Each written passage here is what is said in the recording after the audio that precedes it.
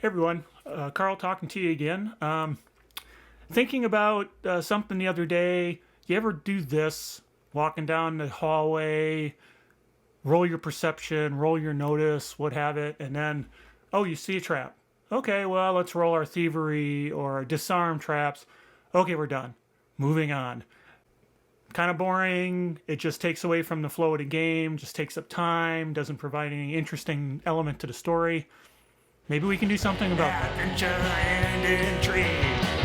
Fighting monsters out of our league. We'll roll the dice and pray they're nice. A +2 and I might succeed. Whether Cthulhu or...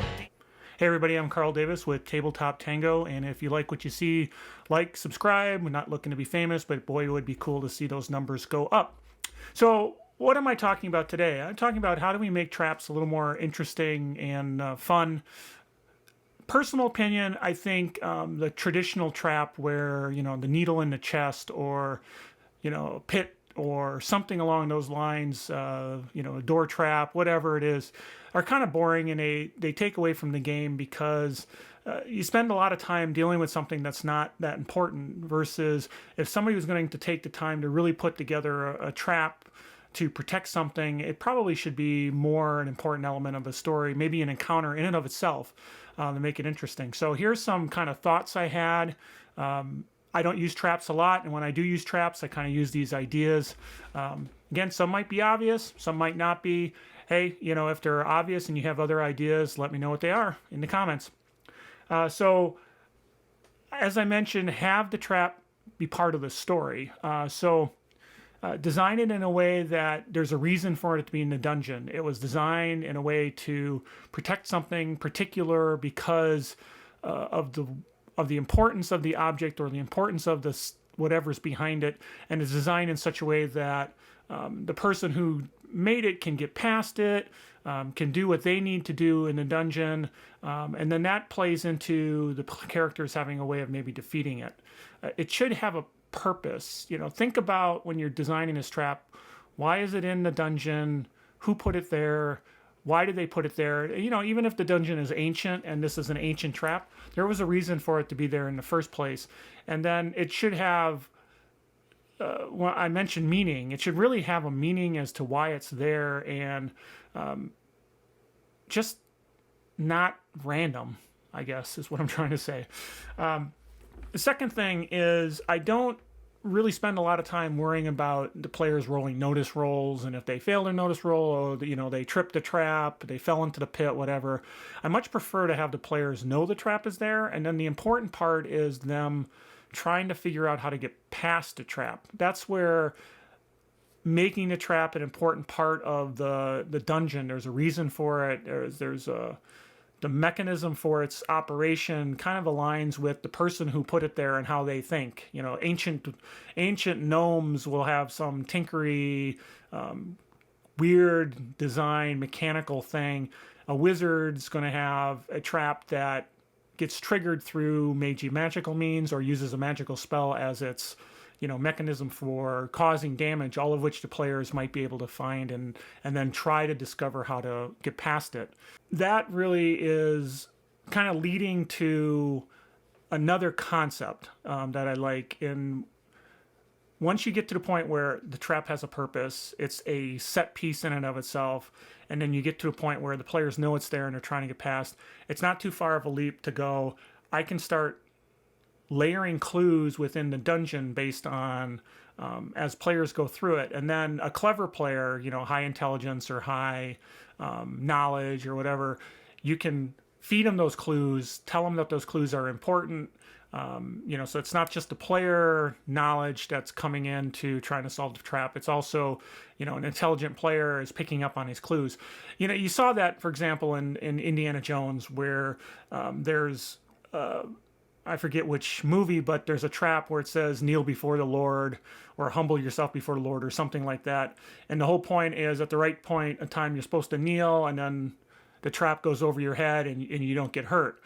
That is something where it was alluded to earlier. It gave some clues as to how to get through it. And then later when the trap comes up, the players know it's there. Maybe they can leverage these clues to figure out a way past it.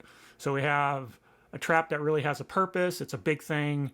We've got the players knowing it's there and trying to get past it. Perhaps there's some clues that help the players figure out the trap or move past it. But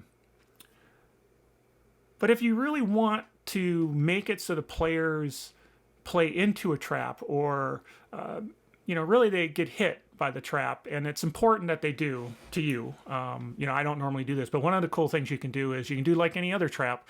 You can bait it, make it interesting to draw that one player in who's got the curious. If you're playing Savage Worlds, you got the curious hindrance, or somebody in your D&D game who plays a character who's very impulsive, and Leroy Jenkins it. Have something that kind of pulls them in. Maybe that's where the treasure chest or the idol, Indiana Jones, there's an idol brought him in.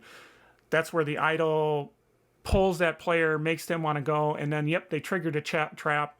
Something happens. Maybe more importantly, they trigger the trap. It doesn't go off, but they move and it goes off, or it tells them that there's another trap. It goes off, it doesn't hit them, but there's another trap now that's got them held in place. So it's not just causing damage. Now it's narratively impactful.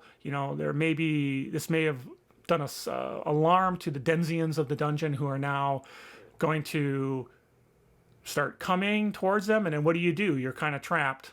You're stuck on that one point. You can't move. There's going to be problems. And now the players have another thing to solve. So the trap is sprung. Still doesn't just cause damage and I hurt you and you move on with your life. Now it's adding some dramatic tension to the game. Okay, so what did we talk about?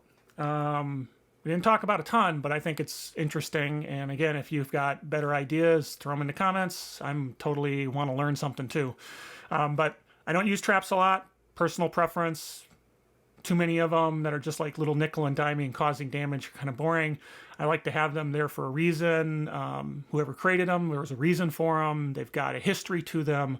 I like the players to know they're there, and then the hard part is for them to solve getting around the trap, circumventing it, or triggering it in a way that doesn't hurt them.